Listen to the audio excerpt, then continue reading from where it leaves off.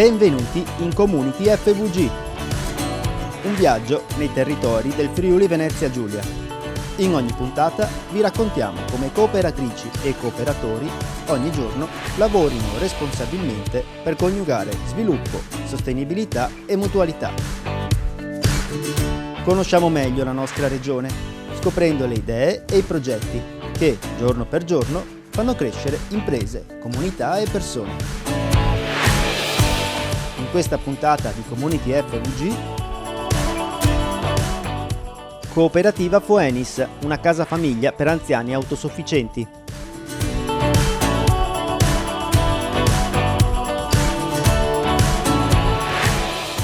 Confcooperative firma protocollo per le vaccinazioni aziendali.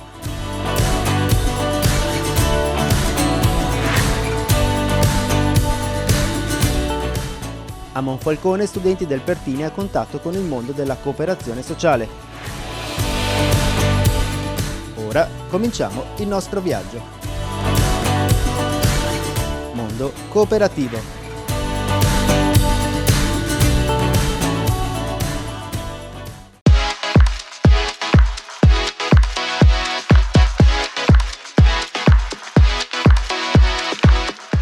Cooperativa Phoenix si occupa di anziani autosufficienti, quindi offre un servizio residenziale per anziani autosufficienti sul territorio. Qui siamo a Roveredo in Piano, ma opera anche nei dintorni, Pordenone, Aviano e anche fuori regione. I nostri servizi riguardano la residenzialità dell'ospite nelle nostre strutture sulle 24 ore e noi ci occupiamo di garantire la massima assistenza e l'organizzazione della giornata delle persone che si rivolgono a noi.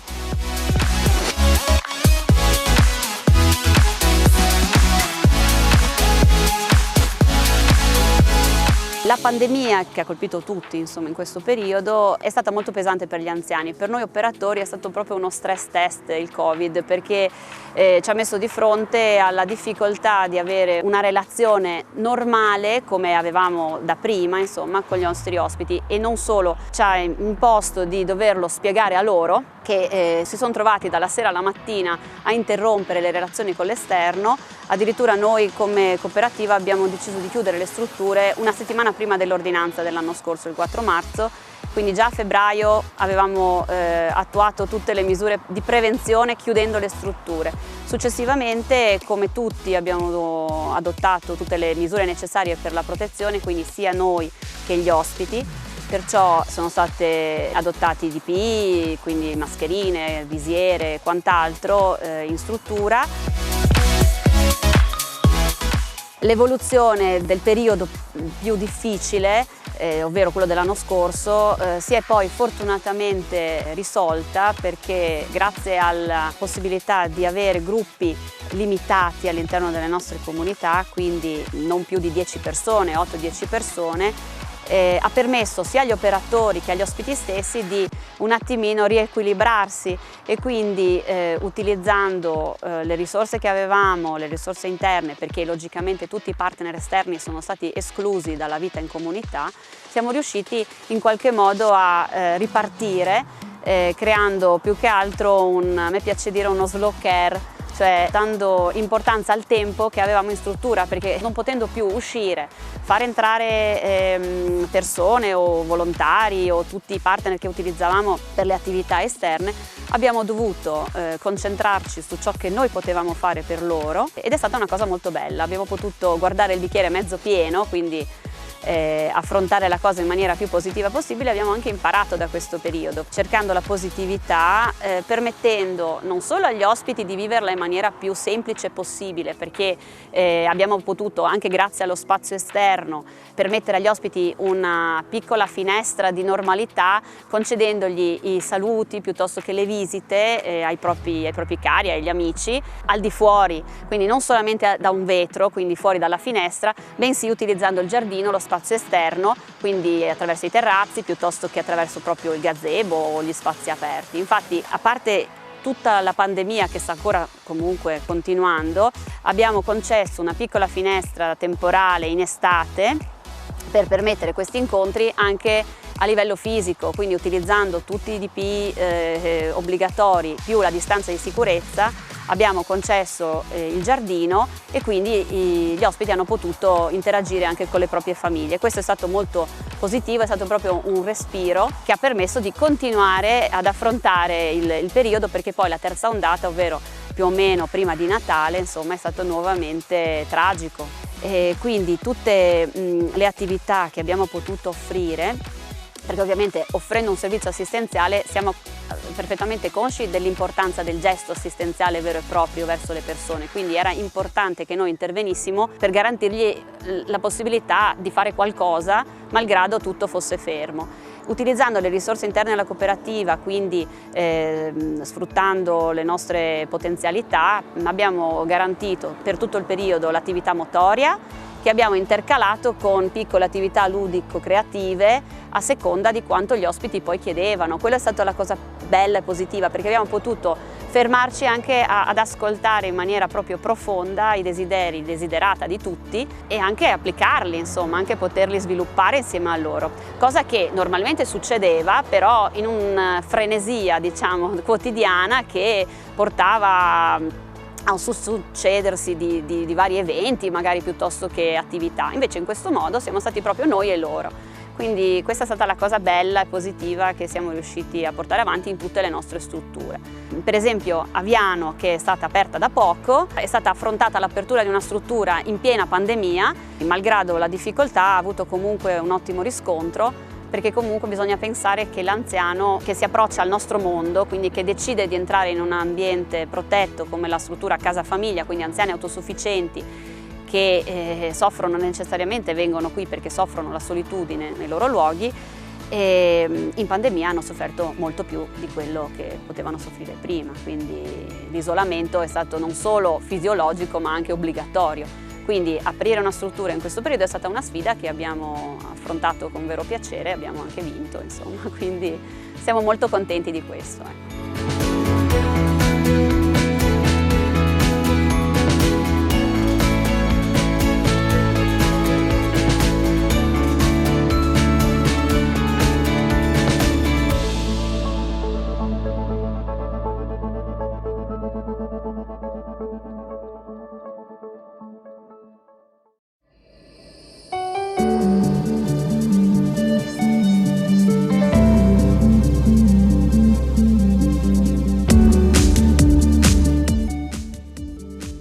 Le associazioni cooperativistiche Confcooperative, Lega Coop e AGCI del Friuli Venezia Giulia hanno firmato un protocollo per le vaccinazioni aziendali con i sindacati CGIL, CISL e UIL e il vicepresidente della regione Riccardo Riccardi.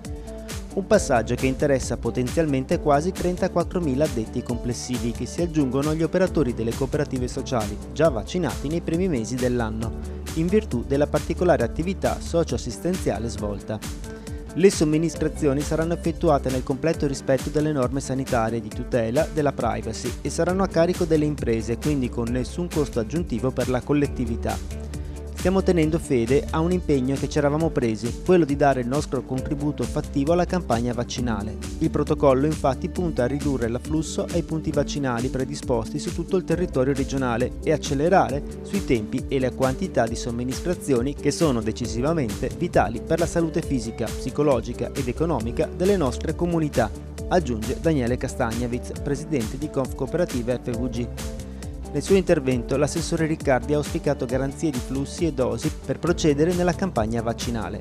In base al protocollo siglato, le organizzazioni della cooperazione provvederanno a raccogliere le manifestazioni di interesse alla vaccinazione di lavoratrici e lavoratori delle cooperative operanti sul territorio regionale. Sulla base del numero di vaccini disponibili e dei tempi di approvvigionamento e messa a disposizione degli stessi, le organizzazioni potranno attivare le strutture cooperative che in queste settimane stanno manifestando la propria disponibilità, il tutto in pieno accordo tra centrali cooperative, organizzazioni sindacali e amministrazione regionale. Grazie ad un progetto in collaborazione con Confcooperative, gli studenti dell'indirizzo sociale entrano a contatto con il mondo della cooperazione sociale. 4 classi dell'indirizzo sanità e assistenza sociale dell'Istituto Scolastico di Monfalcone e Pertini sono state coinvolte in un'articolata attività che ha simulato la costituzione di una vera e propria cooperativa scolastica. una simulazione di impresa attraverso la quale si ripropongono le fasi necessarie alla costituzione di un'impresa, nel caso specifico una cooperativa sociale. Nelle ultime settimane dell'anno scolastico le 2 classi quarte hanno portato a compimento concretamente l'attività progettata in classe, creando un momento di interazione in remoto con gli anziani di una casa di riposo gestita da una cooperativa sociale. Studenti e docenti del Pertini hanno mostrato una grande sensibilità sociale che hanno portato in questo progetto, racconta Mauro Peressini, presidente di Confcooperative Gorizia. Il confronto con il mondo della scuola è per noi fondamentale in quanto aiuta a preparare figure professionali di cui c'è grande bisogno. L'emergenza Covid ha rinnovato l'attenzione verso l'investimento nella formazione di tutto il personale sociosanitario e non dimentichiamo che la gran parte dei servizi di welfare oggi sono erogati dal mondo della cooperazione sociale.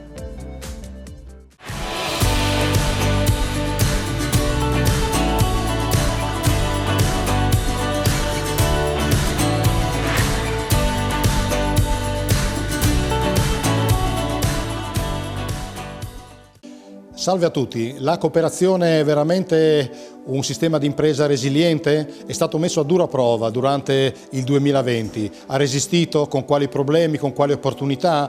Di questo parliamo oggi col presidente di Confcooperative regionale, Daniele Castagnaviz. Ecco il suo racconto.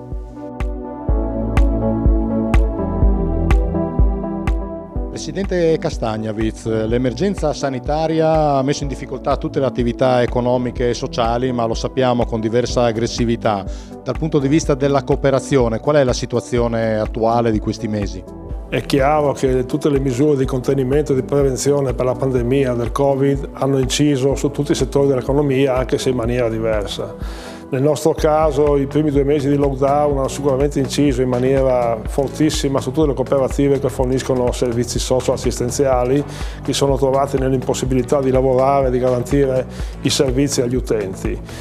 Altri settori colpiti sono i settori delle pulizie, il settore dei trasporti, che per forza di cose si sono trovati anche questi in difficoltà, perché pensiamo a tutti gli uffici chiusi, oppure il settore della ristorazione scolastica, tutti i servizi che non hanno potuto continuare a essere svolti, per cui le cooperative hanno avuto difficoltà sia dal punto di vista economico che dal punto di vista sociale nei confronti dei propri soci. Poi ci sono le cooperative culturali che hanno subito danni di fatturato mediamente intorno al 40%, ma con punte anche che hanno raggiunto anche l'80-90%. Ecco, queste sono le cooperative che dal punto di vista economico sono state le più colpite. Nel settore agroalimentare i settori più colpiti sono stati sicuramente i settori collegati all'horeca, quindi ci riferiamo al settore del pescato, quindi della pesca, e al settore dei vini, perché bar, ristoranti, hotel chiusi sicuramente hanno limitato i consumi e di conseguenza queste cooperative molto legate a queste forniture si sono trovate in grande difficoltà, specialmente nel settore della pesca. Ciò nonostante però si dice che la cooperazione è un modello di impresa resiliente. Qual è un po' l'idea che si è fatta attorno a questo tema? Ecco, diciamo così, in psicologia il termine resiliente vuol dire capacità di adattarsi a un trauma violento. Ecco, la cooperazione ha dimostrato in questa occasione di una grossa capacità, una grossa forza di adattamento e di trovare soluzioni positive a questi traumi, no? Per cui hanno avuto il coraggio e la forza in qualche modo di reinventarsi e di continuare a dare servizi a volte diversi. Pensiamo alla didattica a distanza che è stata fornita, all'assistenza a distanza fornita ai ragazzi del dopo scuola, per fare solo uno degli esempi. Quindi la cooperazione ha dimostrato di avere un'ottima capacità di trovare e di darsi soluzioni diverse. Ma Presidente, non solo le cooperative ma anche le associazioni di rappresentanza come Confcooperative hanno subito naturalmente i contraccolpi di questa emergenza. Ecco, cosa ha fatto Confcooperative per non rimanere indietro, anzi per non far rimanere indietro nessuna delle sue imprese? Confcooperative nelle sue difficoltà, perché anche i nostri uffici sono stati colpiti dalle chiusure, quindi dallo smart working piuttosto che dal lavoro agile, che sono diventati termini ormai di uso comune. Cosa abbiamo fatto? Abbiamo istituito una cabina di regia in cui sia la parte regionale che tutte le direzioni territoriali sono state coinvolte assieme ai segretari delle varie federazioni e ai presidenti delle varie federazioni, proprio per fare un monitoraggio continuo e costante di quelle che erano le emergenze in atto, quali erano le emergenze che abbiamo affrontato subito. la cassa integrazione in deroga per le cooperative e soprattutto anche tutte le misure di ristoro dei danni che abbiamo trovato da parte della Regione e da parte degli organi nazionali una buona disponibilità ad essere ascoltati. Capisco che dunque la progettualità di Confcooperative, nonostante l'emergenza sanitaria, non si è fermata. Ecco, da qui in avanti forse bisogna guardare anche, ormai speriamo, alla fine della pandemia. Con quali progettualità, Presidente? Non si torna indietro, questa è un'esperienza che non ci farà tornare a quelli di prima, ma non solo come il mondo della cooperazione, io credo che la società sarà fondamentalmente diversa dopo questa pandemia. Dobbiamo avere il coraggio di guardare avanti e di ripartire. Cosa stiamo facendo per aiutare le nostre consociate a ripartire? Un sostegno dal punto di vista politico, quindi un riconoscimento del ruolo della cooperazione sia dalla politica che alcune volte magari nel passato con norme particolari ci ha un po' tagliato fuori, quindi chiediamo fortemente il riconoscimento di questo ruolo e ci stiamo attrezzando per aiutare queste cooperative a far fronte alle difficoltà economiche dovute molte volte ai mancati incassi che hanno avuto. Non a caso, come mondo della cooperazione, abbiamo tramite il nostro Fondo Sviluppo Regionale abbiamo istituito 3 bandi proprio per favorire l'accesso al credito delle nostre cooperative. Presidente, detto bene delle cooperative, ma ai cooperatori cosa diciamo? Ai cooperatori come messaggio di fine anno diremo sicuramente grazie per l'impegno messo nel servire la società, nel servire il mondo economico in questo momento difficile di pandemia e nell'essere presenti sempre sul pezzo. Molte volte i nostri cooperatori sono quelli che hanno rischiato di più. Se pensiamo soprattutto alle cooperative che hanno svolto servizi negli ospedali piuttosto che nelle case di riposo, a volte anche con DPI, diciamo così per essere buoni, carenti, ecco, veramente sono quelli che ci hanno messo del loro e credo sia giusto dire grazie a tutte queste persone che in qualche modo hanno contribuito a far sì che questa pandemia in qualche modo fosse affrontata e possiamo approcciarci al 2021 anche grazie ai vaccini con uno spirito migliore.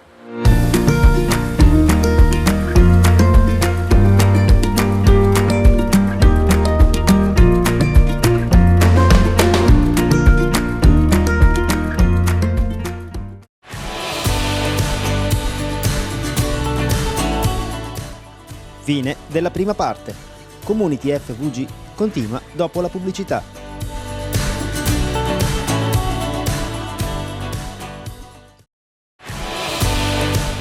Ben ritrovati in Community FVG.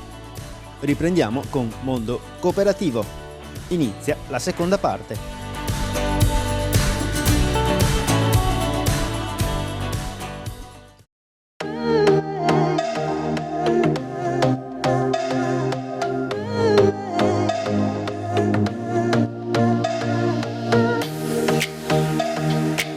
La cooperativa sociale Volta ha sede a Udine, nella sede dell'ex seminario arcivescovile in centro a Udine, ed è una cooperativa sociale finalizzata alla gestione di licei. Abbiamo 3 licei, liceo delle scienze applicate a indirizzo aeronautico, a indirizzo informatico e liceo scientifico sportivo.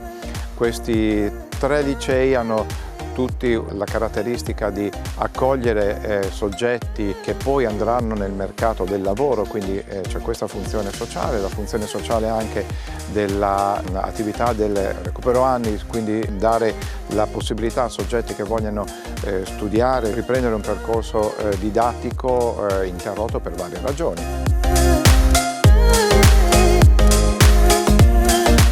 Io dico sempre che il nostro più giovane studente ha 10 anni, il nostro più anziano studente ne ha 72 addirittura e quindi copriamo un ampio spettro. Insomma. Abbiamo un corpo docente costituito da una 50ina di docenti e raccogliamo studenti da tutto il nord Italia. Abbiamo un convitto e quindi diamo la possibilità a studenti che comprendano e capiscano la valenza di employability, si dice, cioè di possibilità di opportunità sul mercato del lavoro del liceo aeronautico e del liceo informatico appunto da tutta Italia.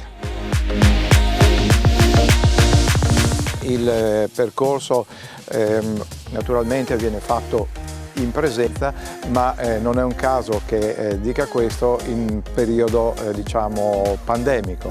Quest'anno è stata, come tutte le attività, ma insomma anche per la scuola particolarmente, un anno di rigenerazione nel quale abbiamo dovuto trovare nuovi modelli di didattica e questo è stato fondamentalmente, noi lo viviamo come un passo avanti. Certamente la didattica in presenza non sarà mai sostituibile, ma aver impratichito, essersi trovati di fronte all'impratichimento sui vari strumenti, diciamo, informatici che hanno permesso la didattica a distanza è stato, almeno nella prima fase, un valore.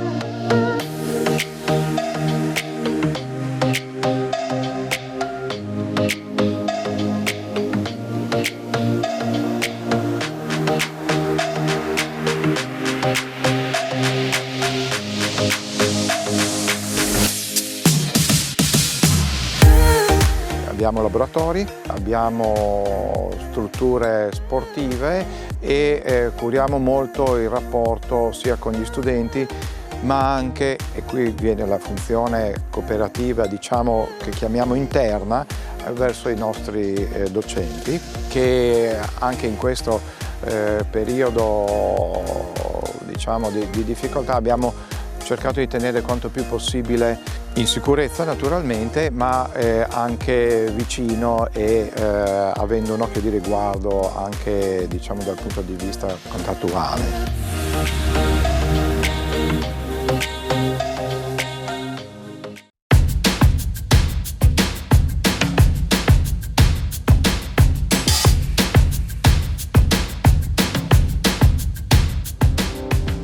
Nel settore sanitario la cooperativa nasce con l'esigenza di offrire un servizio in cui il paziente viene messo al centro di tutto. In particolare l'obiettivo è quello di radunare, di avere un'equipe medica in grado di offrire al paziente la miglior soluzione per le sue esigenze.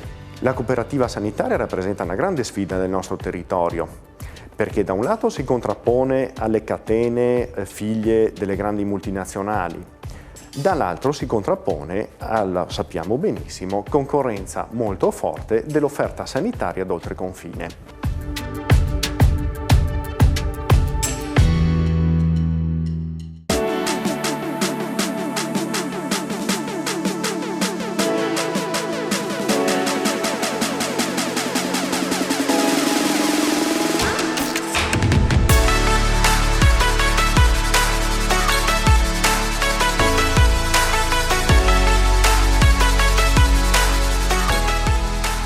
Ci troviamo all'interno del laboratorio di simulazione aerea dell'Istituto Volta, in particolare del liceo aeronautico, dove gli studenti che intendono diventare piloti si addestrano al volo di linea.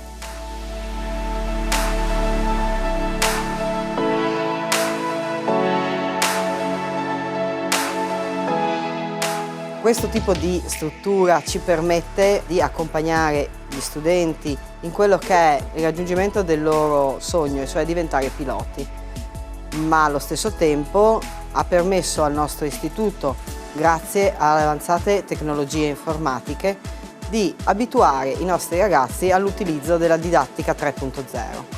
Da anni oramai il nostro istituto adotta la didattica digitale abitualmente nello svolgimento delle sue lezioni, e questo ci ha permesso, nel momento del passaggio alla didattica a distanza, di ottenere in tempi brevissimi non solo la possibilità di uno switch rapidissimo tra le lezioni frontali e la didattica a distanza, ma soprattutto di non far sentire ai nostri studenti una situazione di disagio tale per cui la motivazione piuttosto che l'impegno nello studio e nelle attività didattiche della scuola subisse una riduzione. I nostri docenti sono stati straordinariamente bravi a motivare gli studenti a switchare da un sistema di lezione frontale ad un sistema di didattica a distanza con un orario al 100% online, di continuare il loro percorso didattico fino alla fine dell'anno, ottenendo un rendimento che non ha subito diminuzioni, ma soprattutto ha mantenuto altissimo il loro entusiasmo per la scuola, in tutti gli indirizzi scolastici, ma soprattutto anche alla scuola media, La scuola di primo grado è frequentata da bambini di 11, 12, 13 anni e nonostante un'età così giovane hanno continuato a lavorare serenamente con i docenti, portando a termine tutti i programmi didattici previsti. Il 100% della didattica online l'abbiamo ottenuto grazie all'impegno dei nostri ragazzi e dei docenti.